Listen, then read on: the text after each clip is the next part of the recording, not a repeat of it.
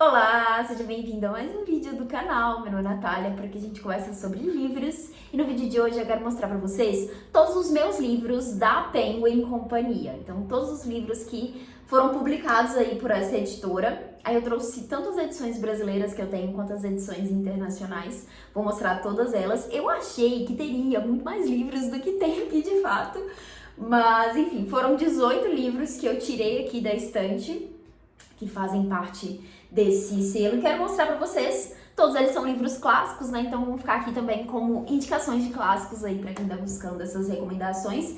E eu li todos? Eu li todos. Todos aqui estão lidos. Então eu vou mostrar pra vocês. Tô separada aqui em várias pilhas. Mas deixa eu mostrar essa pilhazinha aqui. Gente, olha como eles ficam bonitinhos juntos. Eu terminei de juntar eles todos aqui e fiquei pensando que eu preciso reorganizar a minha estante, porque na organização atual nenhuma coleção fica junto, a não ser que sejam dos mesmos autores, né? Porque eu organizo em ordem alfabética, então pelo sobrenome dos autores. Mas tô sentindo que eu preciso mudar porque, enfim, vai ficar tão bonitinho todos juntos. Dá pra montar, acredito que uma prateleira inteira, assim, só com livros da Penguin. Enfim, mas vamos lá, já tava mostrando aqui essa pilha, vou começar por esses livros aqui. Começando aqui então pelo Vida de Dante, do Giovanni Boccaccio, que é aí traduzido pelo Pedro Falheiros Reis. Esse aqui é um livro que vai trazer aí uma pequena introdução sobre a vida do Dante, que é autor aí de A Divina Comédia, que é um dos livros que eu quero, um dos desafios literários que eu quero enfrentar. E por conta disso, acabei pegando vários livros sobre o autor, sobre as obras dele, enfim. Esse aqui foi um deles, eu li recentemente, gostei bastante. Tem inclusive algumas notas na introdução aqui que vai trazer alguns questionamentos aí, né, sobre o que foi escrito aqui a respeito do Dante, mas foi bem legal para conhecer um pouquinho mais aí sobre a vida dele, sobre algumas coisas que aconteceram durante a publicação de A Divina Comédia. Então já foi uma introdução bem legal, é um livro bem curtinho, né? Então pra quem tem interesse em ler A Divina Comédia ou já leu A Divina Comédia, acho que pode ser uma leitura legal de se fazer. Daí o próximo aqui é um livro que virou um grande favorito pra mim, que é Mulherzinhas, da escritora Louisa May Alcott. Eu nunca lembro como que pronuncia o nome dela. Esse livro foi traduzido pela Júlia Romeu. Tem prefácio da Patti Smith, que é outra autora que eu gosto muito de ler, e tem uma introdução da Elaine Showalter. Esse, inclusive, é uma das grandes vantagens aí, né, das edições da Penguin. Tem sempre aí introduções, né, textos complementares, né, às vezes vão ser uma introdução, às vezes vai ser um texto ali que vai pro final, normalmente é uma introdução, e inclusive é sempre legal ficar de olho, porque normalmente as introduções contam spoilers dos livros, então é legal às vezes terminar de ler e depois voltar para ler essa introdução ali de um especialista, normalmente é uma pessoa que estuda, seja a obra do autor, alguma coisa assim, né, alguns textos são muito bons, outros nem tanto, mas é sempre legal ter isso ali, porque traz às vezes um contexto pra gente fazer a leitura desses clássicos, né? Aqui nesse prefácio da Patti Smith, ela vai falar bastante sobre o envolvimento emocional dela com essa história, né? Quem que é a personagem que ela mais se identifica. Deixa eu tirar o aviso de bateria. Mas enfim, o que é a história aqui, né, em Mulherzinhas? A gente vai acompanhar essas 4 irmãs, que são 4 irmãs bem diferentes, assim, entre si, né, com características bem distintas, então você acaba, de fato, se afeiçoando mais a uma do que a outra, fazendo essa comparação entre elas ali, né? Mas enfim, é um livro que vai falar bastante sobre família, sobre amizade. Tem uma construção muito bonita, assim. Eu fiquei realmente apaixonada, encantada com esse livro. Dei uma choradinha em algumas partes, porque me emocionei muito, me envolvi muito com o livro. É um belo de um calhamaço, né? É um livro bem grandinho, assim, mas é uma daquelas histórias que você fica realmente absorvido ali, você fica... você fecha o livro, quando você não tá lendo, você fica pensando, meu Deus, o que vai acontecer com a Amy? O que vai acontecer com a Jo? Então você fica o tempo todo com a história na cabeça, sabe? Pelo menos foi assim pra mim. É um dos meus livros favoritos, assim, da vida. Então fica aqui essa recomendação. Daí o próximo aqui é um livro curtinho, mas um clássico aí da literatura gótica, de terror, enfim, que é O Médico e o Monstro, do Robert Louis Stevenson. Esse livro tem como subtítulo, né, O Estranho Caso do Dr. Jekyll e o Sr. Hyde. Esse livro aqui foi publicado em 1885 e mesmo na época foi um grande sucesso, assim. Parece que foi um livro muito lido na época. E aqui a gente vai ter a história desse médico que ele resolve um dia, ele acaba tomando uma poção ali um dia e acaba descobrindo aí essa dualidade do ser humano. E o legal dessa história é que ela é contada pelo ponto de vista de uma outra pessoa à parte ali que tá observando o que tá acontecendo com esse médico. Então tem esse olhar externo ali que vai deixando tudo muito misterioso, a gente vai ficando muito curioso para entender o que tá acontecendo. E é um livro super curtinho que você lê assim, numa sentada, sabe? Você fica de fato preso ali querendo saber o que vai acontecer. E é um livro que, assim, é uma história, né, que foi muito adaptada, que é muito conhecida, né? Enfim, tem várias séries e filmes que fazem aí suas versões dessa história. Então, talvez você já tenha até certa familiaridade com essa história, mas eu acho que vale muito a pena ler. Foi um livro que eu gostei bastante de ler na época. Esse aqui tem tradução do Jório Dauster e tem o prefácio do Luiz Alfredo Garcia Rosa. Então, tá aqui mais um livro da Penguin. Daí o próximo aqui é um livro para quem gosta de história, para quem se interessa pela Idade Média, que é O Outono da Idade Média, que é escrito aí, né, pelo historiador Ronan Huizinga. Não sei se é assim que pronuncia o nome dele. Gente, eu preciso melhorar isso, né? Porque, enfim, preciso pronunciar corretamente o nome dos autores. Vou corrigir isso para os próximos vídeos. Esse livro foi publicado em 1919. E aqui a gente vai ter o autor contando muita coisa sobre a Idade Média. Então, ele é um historiador holandês. E aqui fala, né, que ele utiliza métodos e fontes pouco usuais à época para mostrar a vida medieval em sua expressão cultural, artística e religiosa, assim como seus modos de sentir felicidade, sofrimento e afeto. Eu lembro de ter ficado muito chocada com algumas coisas que ele conta aqui e ter ficado muito imersa na leitura também, sabe? De início, assim, achei que poderia ser uma leitura chata, por ser grande, por ser uma coisa muito... Enfim, esse teor histórico ali. Mas eu particularmente gosto bastante de história, a Idade Média não era uma coisa que me atraía tanto, acho que até a leitura desse livro aqui, mas eu amei esse livro, então fica aqui a recomendação caso você não conheça esse clássico. Eu não falei, né, mas ele tem tradução do Francis Petra Jansen, a introdução é da Nayara Damas e o pós-fácil é do Anton van der Leyen. Daí o próximo aqui é um dos livros das irmãs Brontë, que é a Anne Brontë, com o livro A Inquilina de Whitfield Hall. Esse aqui tem tradução da Deborah Landsberg e introdução do Steve Davis. É muito legal começar a prestar atenção nessa coisa das traduções, né? Porque chega um momento que eu começo a ter mais referência, né? Consigo lembrar de certos tradutores que também traduziram outras obras, enfim, começo a ver nomes repetidos. Então é bem legal conhecer mais sobre isso, só um parênteses aqui, né? Mas enfim, qual que é a história de A Inquilina de Whitfield Hall? A gente tem aqui uma personagem que é a Ellen, que ela chega pra morar ali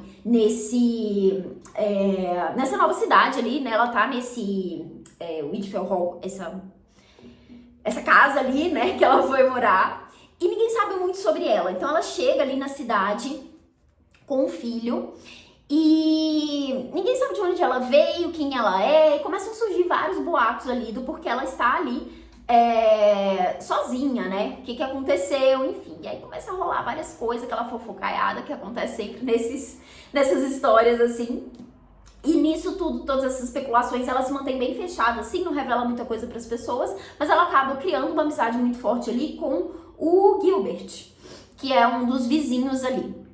E aí, a partir disso, né, desses boatos todos, dessa amizade que vai surgindo ali, a gente vai conhecendo outros moradores também, a gente vai descobrindo um pouco mais sobre o passado dela. É um livro muito bom, eu gostei bastante dessa leitura. Foi o primeiro livro aí que eu li da Anne Brontë, que é uma das 3 irmãs super talentosas aí, né, que escreveram vários livros. Mas enfim, fica aqui essa recomendação também. Daí o próximo aqui é um livro bem classicão, assim, de poesia, que assim... Jamais esperaria ler isso daqui e gostar disso aqui se não fosse participando de uma leitura coletiva, que foi por isso que eu amei esse livro, que é o Amores e a Arte de Amar, do Ovídio, que é um poeta romano. E aqui são poemas que ele vai falar aí, principalmente sobre amor, sobre sedução, enfim, tá sempre mesclando, tá sempre dentro desse tema. Claro que pensando em todo esse contexto do momento em que ele escrevia ali também, e aí, de novo, a importância dos textos introdutórios, mas pelo menos pra mim a leitura desse livro aqui foi muito, muito boa. E eu gostei muito desse livro por ter participado de uma leitura coletiva que foi com a Renata. Ela tem um perfil lá no Instagram que é sensacional. Amo as dicas dela, amo a forma como ela fala sobre as leituras e ela é muito fã do Ovidio. Então eu participei de uma leitura conjunta com ela, então foi muito legal, porque ela contou várias coisas ali sobre os poemas, sobre o autor, trouxe um contexto, né, muito diferente ali, que eu acho que, enfim, é diferente quando a gente tá ouvindo de quando a gente tá lendo sozinho, né, principalmente poesia, que eu acho que é uma coisa, pelo menos pra mim, bem difícil de, enfim, entender ali. Então foi bem legal fazer essa leitura coletiva e eu amei esse livro aqui. Então fica aqui essa recomendação. Não sei se a Renata ainda tem materiais dessa leitura, mas vou deixar o perfil dela linkado aqui no box de descrição, caso vocês queiram conhecer. Mas enfim, é uma leitura que inclusive tá cheio de anotações aqui, coisinhas que, enfim, fui complementando aqui ao longo da leitura. Daí, o próximo aqui é uma leitura recente, que é O Grande Gatsby, do Scott Fitzgerald. Esse livro aqui, eu acho que eu esqueci de falar a tradução, né, do Ovidio. A tradução do Ovidio foi feita pelo Carlos Ancenso André. E voltando então pro Grande Gatsby, esse livro foi traduzido pela Vanessa Bárbara. Foi uma leitura recente, era um livro que eu já tinha um certo receio, assim, achava que não ia gostar muito desse livro, mas eu acabei gostando mais do que eu esperava, assim. Aqui a gente vai acompanhar a história do Gatsby, né, mas contada aí pelo ponto de vista do vizinho dele, né, que vê ele ali na mansão dele, fazendo todas aquelas festas luxuosas, atraindo várias pessoas, parece que conhece muita gente, enfim. E ele vai contar um pouquinho da visão dele, né, do que aconteceu ali com o Gatsby. Eu acho que eu não esperava, pelo desfecho que essa história tem, pelo rumo que a história toma. É um livro que vai trazer várias reflexões aí sobre essa questão do dinheiro, né, do que as pessoas fazem quando estão nesse lugar. E, enfim, eu até gostei bastante do livro. Acho que principalmente pelas reflexões ali que ele levanta e por esse rumo ali que ele tomou no final, porque de início eu realmente estava meio assim, acho que não vai ser tudo isso. Mas o livro acabou crescendo bastante pra mim, então fica aqui mais uma recomendação de clássico. Daí agora, os próximos que eu vou mostrar aqui pra vocês é a minha coleção de livros da Jane Austen, que é uma das minhas autoras favoritas. Eu li já todos os romances dela. Li há muito tempo, eu preciso muito voltar a reler esses livros aqui, porque, enfim, foi uma das primeiras autoras que eu li e que eu tive essa vontade de, poxa, eu quero ler tudo que ela escreveu, sabe? De, enfim, querer ter a coleção. Inclusive, a primeira coleção que eu tive dela nem foi essa aqui, da Penguin. Eu acho que, na verdade, eu nem li esses livros aqui. Os primeiros livros que eu li foram numa outra coleção que eu já me desfiz. Mas, enfim, então tenho aqui os livros da Jane Austen. Primeiro, Orgulho e Preconceito. Eu amo essa capa. Esse aqui foi traduzido pelo Alexandre Barbosa de Souza. Daí eu tenho também O Razão e Sensibilidade, mesmo tradutor. Acredito que todos devem ter sido traduzidos por ele, né? Eu tenho aqui também o Juvenília, que é aí essa coleção de textos, né, da juventude ali dos autores. E aqui não é só da Jane Austen, mas também da Charlotte Brontë. Então tá dividido aqui o texto das duas.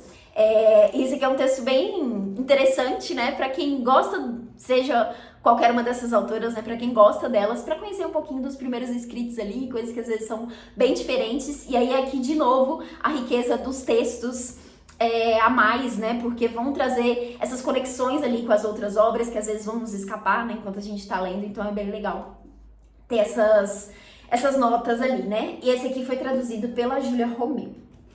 Daí também tenho aqui da Jane Austen o Mansfield Park, que foi traduzido pelo Hildegard Feist, ele ou ela, não tenho certeza. Mansfield Park. Esse aqui eu confesso que é um livro que eu menos lembro, assim, da história. Eu também tenho o Emma, que eu também gosto muito dessa capa desse. Tem tradução da Julia Romeu também.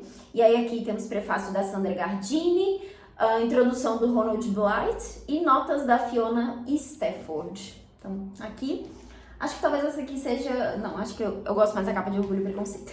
E por fim, o Abadia de Northanger, que foi traduzido pelo Paulo Henriques Brito e tem o prefácio da Genilda Azeredo. Então tá aqui todos os meus livros da Jane Austen. Como eu disse, eu li há muito tempo, preciso muito, muito reler. O meu favorito é Orgulho e Preconceito. Então, sim, fui no clichê. Meu favorito é Orgulho e Preconceito. Eu lembro de gostar muito de Razão e Sensibilidade, também gostei muito de Emma. Um que eu não tenho aqui, que eu não sei se tem edição da Penguin, que é o Persuasão. Não sei se eu só não tenho o livro ou se não existe essa edição da Penguin. Preciso conferir isso depois, mas é um que eu gosto bastante também. Enfim, tá aqui uma autora muito querida que eu tenho em todos esses livros dela. E daí agora, pra fechar, algumas edições diferentinhas que eu tenho aqui. Eu tenho primeiro esse aqui da Penguin, olha, que é essa coleção Grandes Ideias. Então eu tenho esses dois, que é o Mulheres e Ficção, da Virginia Woolf, e o Porquê Escrevo, do George Orwell. Dois livros que eu recomendo muito, gosto muito desses dois. O da Virginia Woolf foi traduzido pelo Leonardo Frois e o do George Orwell foi traduzido pelo Cláudio Marcondes. No livro da Virginia Woolf, ela vai trazer aqui vários textos, né, que ela fala um pouquinho sobre essa associação, né, essa presença das mulheres na literatura, que é uma coisa muito presente na obra de não ficção, né, da Virginia Woolf. Aí os textos aqui são Mulheres e Ficção, Ficção Moderna, O Leitor Comum, Jane Austen, então ela fala sobre a Jane Austen. Ela também fala sobre Jane Eyre e o Morro dos Ventos Vivantes, que é um texto aqui que ela vai fazer uma comparação, né, entre as duas irmãs. Como se deve ler um livro, é outro texto. Geraldine e Jane, aí duas outras autoras. Eu sou Cristina Rossetti, esse que eu não lembro, confesso, quem que é essa pessoa. E, por fim, o Pensamentos de Paz durante um Ataque Aéreo, que é um texto aí que vai trazer uma visão dela ali, né, sobre esse período da guerra, né, que ela vivenciou ali. São textos muito bons, eu gosto muito do pensamento da Virginia, sobre mulheres ali, de um modo geral. Ela vai trazer essas resenhas, praticamente, desses outros livros clássicos aqui, então também é bem legal de ouvir, de ler, né, a visão dela. E acho que é uma ótima pedida para quem tem interesse em ler a autora e não quer, às vezes, ler a obra de ficção dela, né, eu acho que a não ficção vale muito a pena. E aí, o livro do George Orwell vai trazer alguns textos dele também sobre escrita, né? Então aqui o primeiro, Porquê Escrevo, depois Política e a Língua Inglesa, que ele vai fazer toda uma reflexão ali sobre linguagem, é muito interessante. O Livros versus Cigarros, que é um texto muito bom também, que ele vai fazer essa comparação de quantas pessoas gastam com livros e quantas pessoas gastam com cigarros. E por fim, o último, que se chama O Leão e o Unicórnio, o Socialismo e o Gênio Inglês. Então, tá aqui esses dois livros dessa coleção Grandes Ideias. Eu confesso que eu não sei de muitos outros títulos dessa coleção, mas provavelmente deve ter outros aí que me interessam. Daí os outros que eu tenho aqui são livros da Penguin Internacional, né? Eu tenho aqui o livro da Tove Ditlevsen, que é a trilogia de Copenhague, né? Eu li antes de ser traduzido aqui no Brasil, então eu tinha comprado essa edição aqui, que assim, eu acho a capa muito mais bonita do que a capa que ficou aqui. Aqui as capas de fora, inclusive, são bem diferentes do padrão que a gente vê das outras aqui, né? Que tem sempre essa partezinha preta aqui embaixo, né? Pelo menos do que eu tô me lembrando das edições. Enfim. Esse livro aqui da Tove, então, é um livro autobiográfico, né, que ela vai contar um pouco aí sobre a infância e a juventude e esse período de dependência da vida dela. É bem forte, assim, eu gostei muito desse livro. Pra quem gosta de livros de registros, né, autobiográficos e escritas muito bonitas, muito boas, assim, eu recomendo bastante esse livro. Foi um livro que marcou bastante. Daí eu também tenho o livro Mary Burton, da Elizabeth Gaskell, que esse aqui é da Penguin Classics. E eu também amo esse livro, gente. Esse livro é incrível, incrível, incrível. Esse aqui também tem tradução no Brasil. Só que aqui eu acho que não é publicado pela Penguin. Aqui é publicado por uma outra editora. Aqui a gente vai acompanhar a história da Mary Burton e da família dela ali. E eu gosto tanto de segurar esse livro, é tão gostosinho, pequenininho. E ela, enfim, ela vive numa situação bem precária ali, né? O pai dela é operário.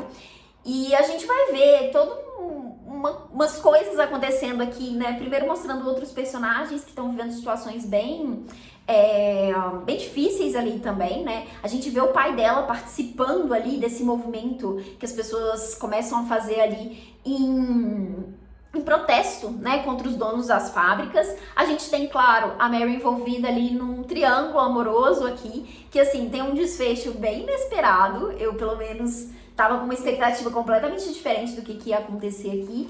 E assim, é mais um daqueles livros que a gente fica muito preso, muito envolvido na história dos personagens, sabe? Você se sensibiliza muito com o que acontece com os personagens. Então assim, eu amei essa leitura. Então fica aqui essa recomendação.